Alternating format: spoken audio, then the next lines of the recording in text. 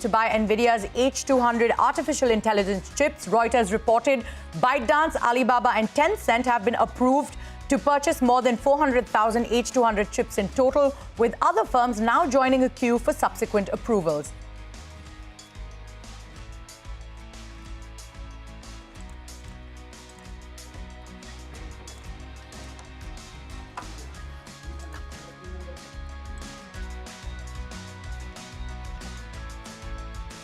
On what's brewing today, Amazon has announced another round of layoffs, which is likely to impact around 16,000 roles.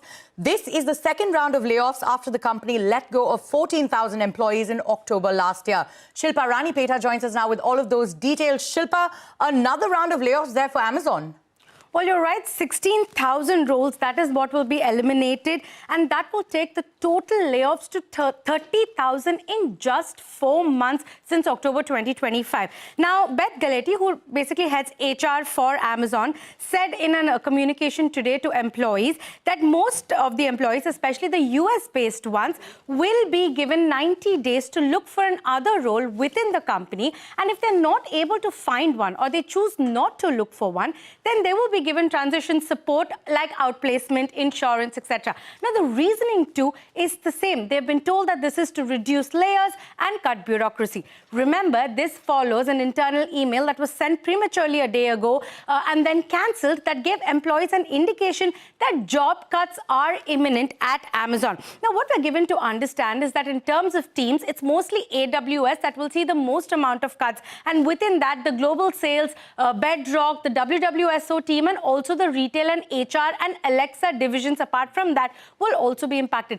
India is also set to be impacted, and employees across Bengaluru, Hyderabad and Chennai are likely to face job cuts, and we're given to understand that some staff is already being notified today. Now, this follows, remember, Amazon's previous round of layoffs in October 2025 when 14,000 employees were cut, jobs were cut globally, including nearly 1,000 from India. And all of this comes at Amazon doubles down on AI and a broader cost-cutting drive after an overhiring spree post the pandemic. The company has also begun shutting down its physical Go and Fresh stores in the United States, and it's choosing to focus on online delivery and prioritizing the expansion of its Whole Food stores instead. It is also shutting down the Palm-based payment service called Amazon One that it has launched in 2020, and that will be shut down by June. Now, remember, this same cost pressure seems to be extending beyond Amazon also into its other ventures owned by Jeff Bezos, one of the richest men in the world. At Washington Post, owned by Jeff Bezos, over 100 newsroom roles could be cut, with nearly 300 employees across the organization potentially losing their jobs. Now, the cuts are expected to hit the sports, the metro and the foreign bureaus, and they will be the hardest hit. So foreign correspondents and the foreign bureau chiefs have been publicly appealing to Bezos over the past couple of days, warning that shrinking global coverage could weaken the paper's core journalism. In fact, about 60 journalists from all the international desks have also signed a collective letter urging Bezos to reconsider these potential job cuts. So, from big tech to global journalism, the cost-cutting drive is intensifying, leading to several job losses with growing questions over what gets lost in the process. And remember, this even as Bezos continues to invest aggressively in artificial intelligence, both through Amazon and through his personal investments. Back to you. Well, thank you, Shilpa, for those details. Appreciate you joining us here today. Moving on, homegrown audio and wearables brand boAt has deferred its initial public offering despite having all regulatory clearances in place.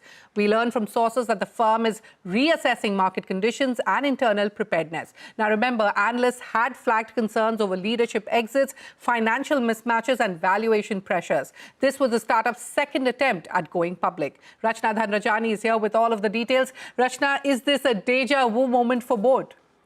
Well, sources have told us that boAt's IPO has now been deferred even after the company secured key regulatory clearances. Imagine Marketing, the parent company of consumer electronics brand, boAt has now paused the public issue to reassess market conditions and internal preparedness. Now, this is according to people who are familiar with the matter. So, yeah, this is a bit of a deja vu for the company because neither was this their first attempt at going public, nor is it being shelved for the first time. The company had revived its listing plans in 2025 by filing a confidential DRHP with SEBI. Following this, SEBI granted its observation letter in September 2025, effectively clearing the company to proceed with the IPO. Now, the proposed issue size was pegged around 2,000 crore rupees with a structure that included a significant offer for sale component aimed at providing partial exits to the existing shareholders as well as promoters. However, the IPO push came under increasing scrutiny on social media. The updated DRHP revealed auditor observations, with the company's statutory auditor flagging concerns related to internal controls and financial reporting processes. These disclosures triggered closer examination from analysts and investors ahead of the planned listing. At the same time, financial performance raised questions while boAt reported strong top-line scale, margins, and it even turned profitable, but it all remained under pressure due to high inventory costs, marketing spends, and competitive pricing, limiting visibility on sustained profitability as well. Now, the deferment also comes amid leadership churn at the top. Co-founders Aman Gupta, who is the CMO, and Samir Mehta, who is the CEO, have stepped down from their executive roles in late 2025. This is a move that has added to the governance and continuity concerns in the run-up to the IPO. Now, analysts tracking the issue had flagged leadership exits, auditor red flags, financial mismatches, and valuation pressures as key risks, especially in a market where environment is such that it's so cautious when it comes to the new age consumer companies. boAt did not respond to CNBC TV18's queries that were sent via mail, but we will be keeping an eye out for more. All right, Rachna, but stay with us. The AI race is heating up as Anthropic and OpenAI scout for fresh funding. And that's not all. Anthropic CEO has sounded off a warning, saying unusually painful job disruption lies ahead due to AI. Take us through those details as well. That's right. Anthropic is in the spotlight with reports indicating a massive funding round underway. Now, the company is set to be raising close to $20 billion at a valuation nearing $350 billion. Now, demand for its Claude model remains strong, especially from enterprise customers, as large corporations look to deploy AI safely across operations, and Claude has proved itself to be a good enough rival in a competitive market. But even as capital flows in, caution is coming from the top. Anthropic CEO Dario Amodei is warning that AI could lead to unusually painful job disruption. He says entry-level white-collar jobs are most at risk, and that artificial intelligence is moving way faster than policy and regulation are.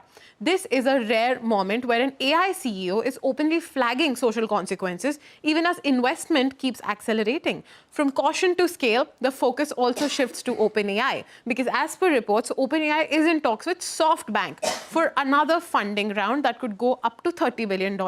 But this is a new record for the valuation, because this time the valuation is at nearly $850 billion. The last time we reported on a funding round for OpenAI, it was at $500 billion just a couple of months ago. So in just a few short months, it's gone from 500, which was already a milestone, to now $850 billion of valuation. Now, the capital is expected to fund next-gen AI models, as OpenAI is prioritizing rapid compute expansion as we know it. However, growth is not without pressure, because this is the year when everybody is going to start asking what's happening to the money. So OpenAI continues to face rising chip and power costs as training and running advanced models has become increasingly expensive. Now, the contrast is clear. Anthropic is signaling caution on impact, while OpenAI pushes scale at full speed. The money is, of course, unprecedented, but so are the stakes.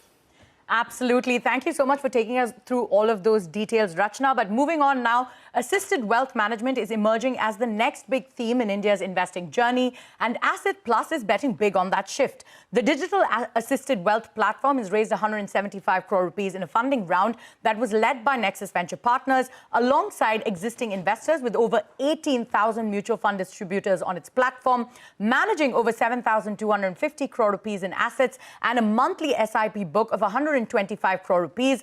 AssetPlus is now scaling its technology, products, and distributor ecosystem. Joining me now is Vishrant Suresh, the co-founder and CEO of AssetPlus, to talk about what comes next. Vishrant, thank you so much for taking time out and being here with us on Startup Street. As I pointed out, you're a wealth tech startup that provides a digital platform to MF distributors and investors, right? If you could sort of, take us through what's on offer and what was the gap in the market that you were trying to address. Sure. Good evening, and thanks for having me here. So immediately post my graduation, I'm an engineer by background, but took an unorthodox leap to become a mutual fund distributor myself, right? So broadly, as the wealth management industry has scaled, so has the mutual fund industry. And there have been two schools of thought. So the first school of thought has been that in India, most of the customers, if given the right access in terms of platforms, technology and transaction tools, can possibly manage their own investments, make all the right decisions that requires them to create wealth via mutual funds. So this is in fact, last 4-5 years, there have been a lot of fintech startups that have offered these do-it-yourself models under this. Their second school of thought is that a large part of the population in India requires the help of professional experts, guidance to be able to actually stay invested and create wealth. Because mutual funds are quite sophisticated, a lot of products, markets are very dynamic. So who is the person who's going to give the right kind of advice and handholding to help customers create wealth? So AssetPlus has identified that we have always had the conviction that human MFDs cannot be eliminated. So that's been our thought process. And I was an MFD myself and eventually pivoted to providing a platform for other MFDs to grow their business digitally. Sure. And you've also raised 175 crore rupees, right? If you could sort of take us through how you plan to spend these funds. You know, you're looking to also spend them on new products, right? So what will you be adding to the mix as well? Sure. So number one, a research document that AMFI had published highlights that for about 15 to 20% of the population to invest in mutual funds by 2047, which is the Viksit Bharat, almost 9 to 10 lakh mutual fund distributors are required. So right now, the industry has just about 1,70,000 MFDs. One of the primary focus areas for us is to see how can we bring more mutual fund distributors into the ecosystem. So there's a large initiative from our side called AssetPlus Academy that enables to take the word out. This apart, right now we offer mutual funds and we have expanded to term and health insurance to cover the risk protection aspects. But we feel this is the right time for retail investors to consider other products as well. So global investing, especially the ones via Gift City routes, is something that's very closely in our radar. And we're also evaluating PMS as an offering because beyond a certain stage, as customers graduate to 1 or 2 crores in portfolio size, there's a requirement for them to be able to invest in products that are more niche. So technology offerings will continue to have to scale because right now we have 18,000 MFDs. The goal is to be able to provide the platform for 1 lakh MFDs the next 5 years. So expanding the distribution, strengthening tech, and expanding our product offerings. These are what we have in store. So you've got those key priorities sorted out, but like you said, you've added health and term insurance to the platform, right? So what share of your distributors are already cross-selling multiple products, and how critical is this to sort of boost your distributor income? Great question. So we've launched health and term insurance about 18 months back. So as on today, almost 10% of our overall active mutual fund distributors cross-sell insurance products as well. So my personal opinion is that the need for MFDs to graduate as holistic advisors, right, that not just encompass mutual funds, but also are able to advise on term and health insurance is very much required because the industry is evolving quite a bit and so are the customers' needs. So this enables the MFDs to have the entire wallet share of customers in one place and also adds more revenue streams to them, thereby de-risking from the possible revenue disruptions that can happen in mutual fund. Sure, and you also point out that you work with over 18,000 MFDs, managing 7,250 crore rupees in AUMs, right? How concentrated is this business? What percentage of your AUM comes from your top 10% of distributors, and how do you want to sort of change this mix going forward? So as a platform and company, we have always been SIP focused because the belief is that SIP is what is the best way for the retail investor to create wealth. And it also has great cash flow predictability for the mutual fund distributor. And therefore is what is good for the customer and for the MFD is beneficial for AssetPlus. That's how we have thought about it. So AUM wise, it takes, the scale has started kicking in. So we were about 5 years back, we were at 50 crores. And I think in the last 5 years, we have scaled to 7,250 crores. Percentage of AUM wise, if you see the top 10% of our MFDs will probably contribute to about 20-25% of the overall AUM on the platform. But if you look at the same top 10% of MFDs, the contribution to SIP book, which is 125 crores, will be more like 12 to 13% or so. So we see that the eventual trajectory and as customers' portfolios compounds, the MFDs revenue also compounds and thereby the platform's AUM also compounds. That's how we see this. Sure, and you said your monthly SIP book is the key here, right? And which is now at 125 crore rupees. So how much of this growth is organic from existing distributors versus new distributor additions over the past year? So I would say roughly about, say, 75 to 80% of the SIP book has been added by mutual fund distributors who were on the platform prior to April 2025. So, and the MFDs who have come on board in about 9-10 months have added the remaining 25%. So the interesting trend here is a lot of the new mutual fund distributors, the moment they enter the industry, they have a lot of customer interest to manage, and SIPs are usually the best way for them to get their business kickstarted. Sure. And what about revenues and, what's the path to profitability looking like? So we've, over the past 4-5 years, we've been completely as frugal as possible because we understand that it's a low margin industry and costs play a very critical role here. So we are only based in Chennai. So we don't have any physical infrastructure. We hire freshers and we have massive L&D investments to train them. So no high cost resources. As much as possible, we are perfecting a low cost model, I would say, an asset light model. So we are not very high cash burn as a business because the operating leverage kicks in because tech as a platform is doing most of the work to service the mutual fund distributors. So with new products being added and expanding our distribution network, we hope to be profitable in the next 18 to 24 months. But we do have sufficient cash in the bank thanks to the shareholders' trust to take us a long way. So we can parallelly invest in growth initiatives as well. All right, Vishrant, thank you so much for taking time out and being here with us on Startup Street. We wish you all the best on your journey going forward. Thanks a lot. Thank you very much. On that note, it is time for us to head into a short break. But coming up next, Secret Alchemist backs $3 million in a bid to give India's fragrance market a clean makeover. We speak to the founder on the other side. Stay tuned.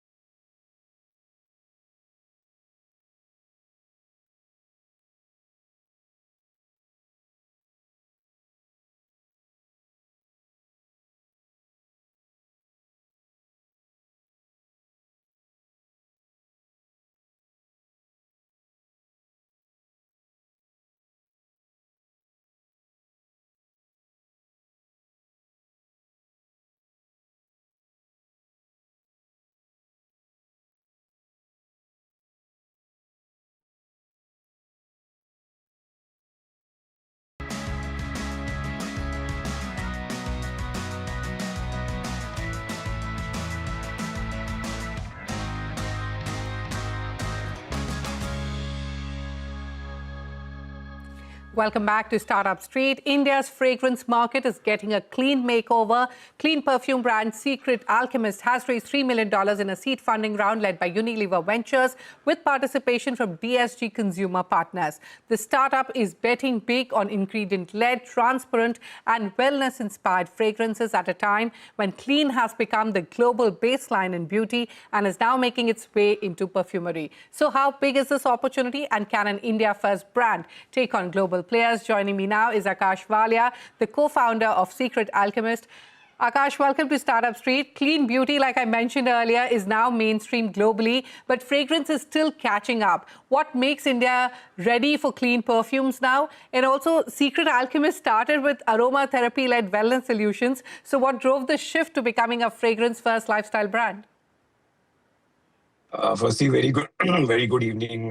Sorry, I just under the weather with the voice, but so Secret Alchemist is India's leading clean fragrance brand today. I think what we have seen internationally in the market, clean fragrance is huge in the US.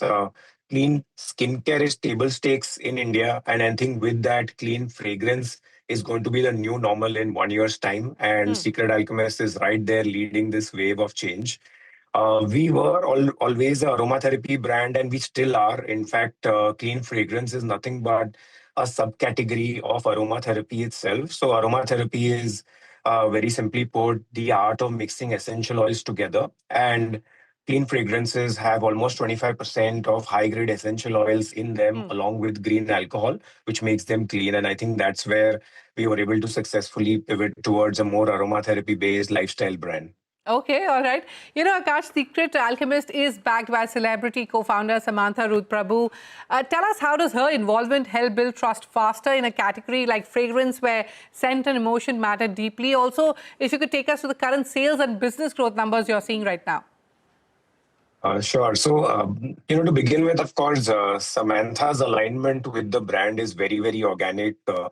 For Samantha, what is extremely important is everything wellness, clean products, and everything that believes in aromatherapy. I think this is the ethos of what Secret Alchemist today is as well. And I think it is this authenticity of the partnership that we have together is what brings credibility to the brand, and at the same time helps us amplify the trust amongst our consumers with the reach that she has.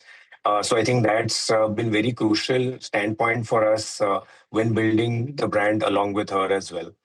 All right. Akash, you say you're building high quality, clean fragrances. If you could take us through your price points, how do you balance clean ingredients, performance, and affordability? So our core alchemy range starts at 1299, and then we have the signature line, which has rare Indian essential oil ingredients, and that is at about a 2999 price point. While this is a middle price brand, the band allows us to use high grade essential oil ingredients. And while we don't want to be a ultra luxury, out of reach brand, we always want to be a aspirational but yet affordable brand. And it is this middle price band that allows us to use high grade ingredients, yet you reach every part of India today. All right, so it's a middle price brand, like you said. But Akash, what does your distribution and revenue mix look like today, online versus offline? And is demand still metro-led, or are tier 2 and tier 3 cities beginning to drive growth? No, great question. We are absolutely online-led brand, and today a large portion of our sales come through our own website. And after that, marketplaces like an Amazon or a Nykaa. We are in process of going live with one of India's leading Q-commerce players as well. And along with that, of course, we want that larger presence overall. And that's where, while metro cities form one of the key sales share, tier 2 audience is actually a close second amongst our top 10 cities as well. There's a large contribution from tier 2 as well. Okay, let's talk about the seed round. Where will the $3 million be deployed first? Product innovation, R&D, team building, or distribution? And how do you plan to scale brand presence across India? So I think a large portion of the funds would be used towards product development and R&D. We are a ingredient-led, ingredient-focused brand to begin with. Secondly, we would use the funds towards team building to increase our team in terms of brand management, marketing, and of course, for product development. And lastly, towards brand building and marketing activities, including, while we continue to be an online-led brand, we want to start building offline experiences, which allows the customer to experience the brand offline, to experience the product offline, and thereby improve our discovery of products. Okay, you want to take this Indian perfumes brand global. Which markets are you eyeing first, Akash? And what's your India to global playbook? And also, fragrance remains under-penetrated in India. Are Indian consumers buying and using perfumes differently today? Right, very interesting. So for sure, we want to be the Indian origin brand with global ambitions. I think for us to penetrate India first is extremely crucial. The consumption pattern of perfumes in India has drastically changed. While 5 years ago, an average Indian would have one perfume throughout his lifetime, and it would actually be an occasional purchase. Now, perfumes have become almost everyday staples where people have more than 3 perfumes that they use in a day, one for work, one for going out, or one for their workout as well. And it is this layering and the excessive or additional use of perfumes that is going to drive growth in India across the perfume segment.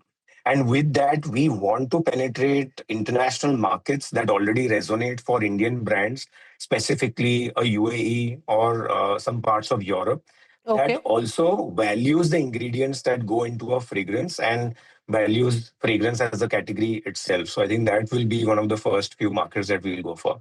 All right, and we wish you the very best for that. Many thanks, Akash, for joining us on Startup Street today. Thank you.